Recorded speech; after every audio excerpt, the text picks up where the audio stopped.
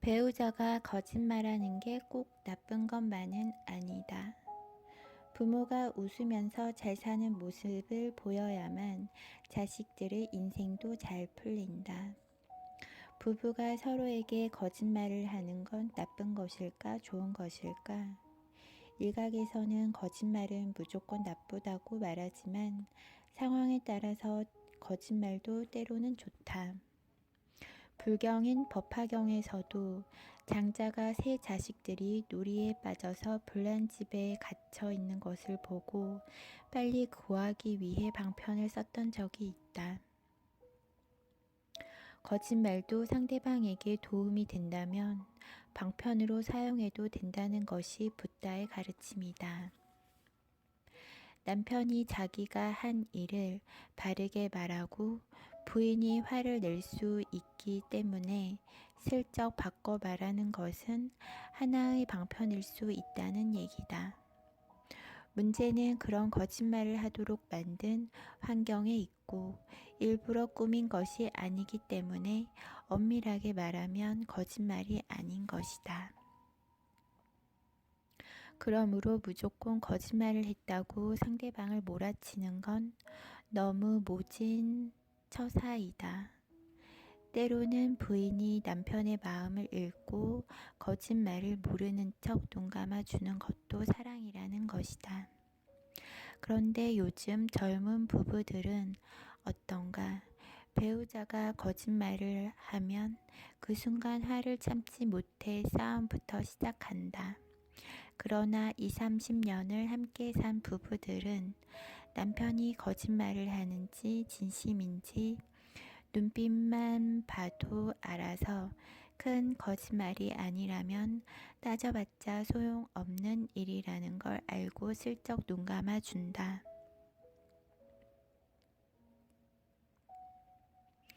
사실 남편이 부인에게 거짓말을 하는 것도 그런 환경이 만들어져 있기 때문이다. 따라서 남편이 거짓말을 했을 때는 저 사람이 나에게 왜 거짓말을 할까? 이유가 있겠지 하고 속아주는 것도 때로는 부부간의 화목에 좋다는 것이다. 그렇다고 너무 자주 거짓말을 하면 습관이 될 수 있으므로 가끔씩 사전에 봉쇄하는 것도 그리 나쁘지는 않다. 그럼에도 남편이 계속 거짓말을 한다면 왜 거짓말을 하는지 부인도 그 이유를 알려고 노력해야 한다. 거짓말을 듣고 다짜고짜 너 죽고 나 죽자 하고 싸우면 그 순간 더 큰일이 일어난다. 남편이 거짓말을 하도록 만든 부인에게도 책임이 있다는 말이다.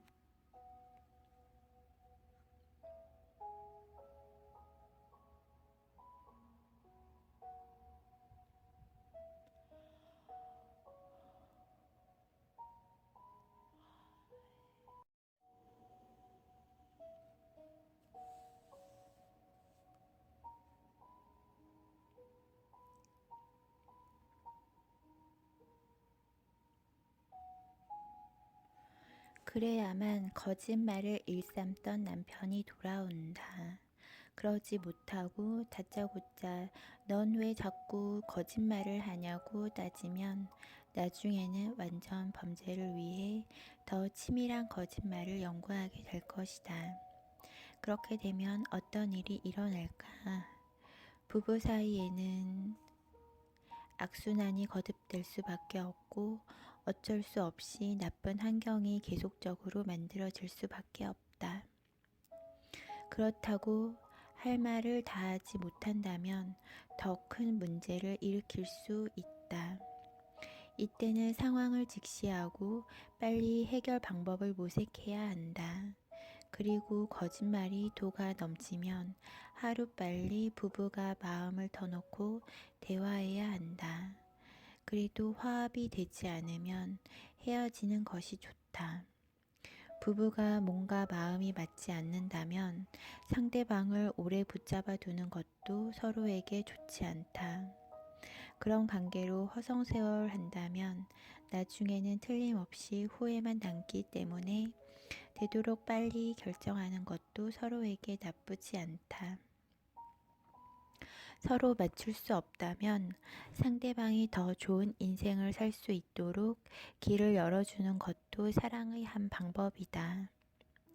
만약 부부 중 한쪽에서 도저히 당신하고 못 살겠다라고 한다면, 그래, 정 그렇다면 따로 한번 살아보자 라고 일시적인 별거도 한 방법이다.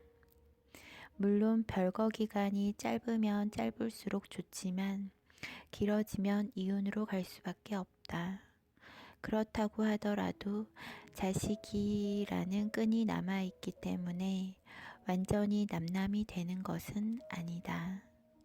말하자면 몇 달만이라도 따로 살면서 서로 노력해보고 누구에게 모자라는 것이 있었는지 깊이 생각해 본 후 헤어지더라도 나쁘지 않다는 말이다. 이쯤 되면 대부분은 다시 합치게 된다. 하지만 별거 기간에 명심해야 할 것이 있다. 아무런 생각 없이 그냥 보내면 안 되고 공부를 해야 한다. 대책 없이 허송세월만 한다면 결국 둘 사이 감정의 골은 더 깊어지고 결국 이혼할 수밖에 없다. 우리 인생은 이상하게도 똥이 무서워서 피하면 된똥을 만난다. 별거 중에도 마음 공부를 하지 않으면 이혼을 하고 설령 다른 사람을 만나더라도 좋지 않은 일이 생긴다. 재혼을 해도 또 실패를 하게 된다는 얘기다. 이처럼 대자연의 법칙은 어김이 없다.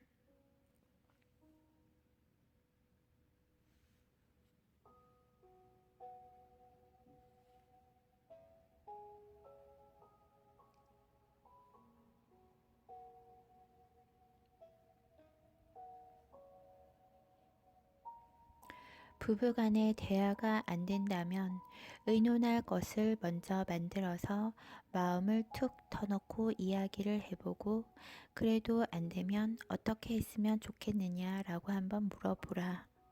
그래도 계속 부딪히면 더 이상 살 필요가 없다. 죽어도 못 살겠다고 하는 사람과 같이 살 필요는 없다. 그럼에도 불구하고 함께 살면 어떻게 될까? 나중에 큰 일이 생기기 때문에 자신이 인생도 생각해야 하고 상대방의 인생도 생각해야 한다. 함께 살면 큰일이 생긴다는데 굳이 함께 살 이유가 없다는 것이다. 이혼할 때도 원수처럼 헤어지면 안 되고 상대방의 행복을 빌어줘야 나도 행복해질 수가 있다. 내 생각과 고집만으로 상대방의 발을 묶어서는 안 된다. 그렇게 되면 내 인생도 철저하게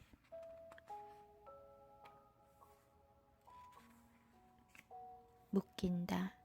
이것이 바로 부부 관계이다.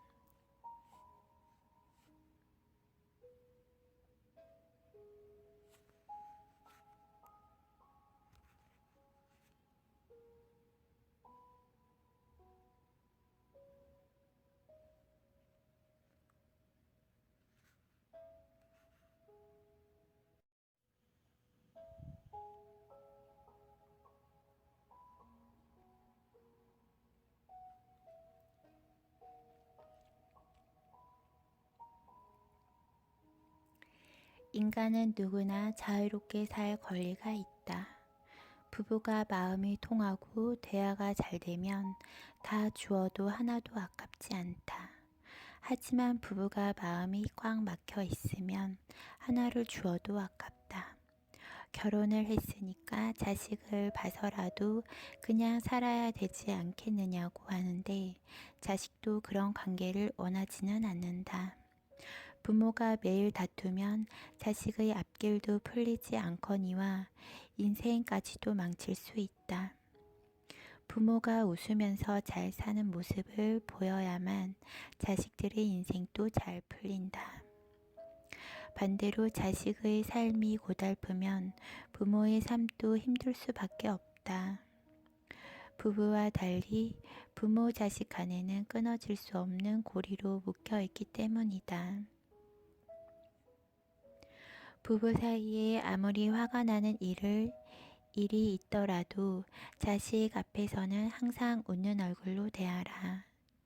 심지어 법당이나 교회에 가서 기도를 할 때에도 항상 환한 얼굴로 남편이 건강하고 자식들이 잘 되게 해주세요 라고 해야 한다.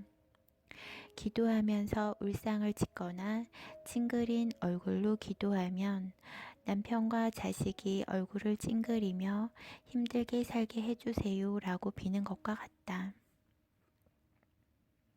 그러니까 부모 사이가 좋지 않으면 자식들이 안 풀리는 것은 당연하다.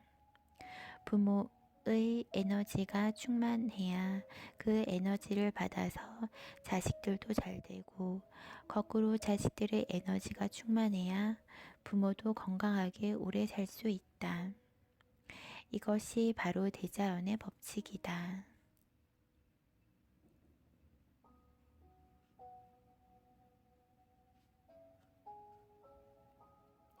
우리는 아직도 살 날이 구말이다.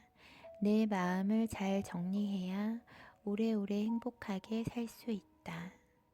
지금 이 사회가 불행으로 치닫는 것은 인류가 남긴 잘못된 유산들이 부작용 때문이다.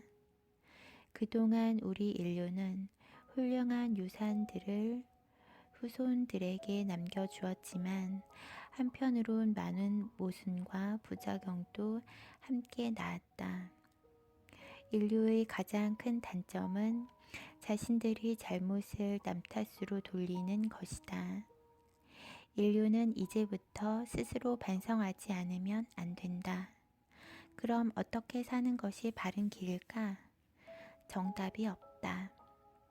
다만 자식들의 인생을 허비하지 않도록 부모들이 잘 사는 모습을 보여주어야만 나중에 자식들도 행복해질 수 있다.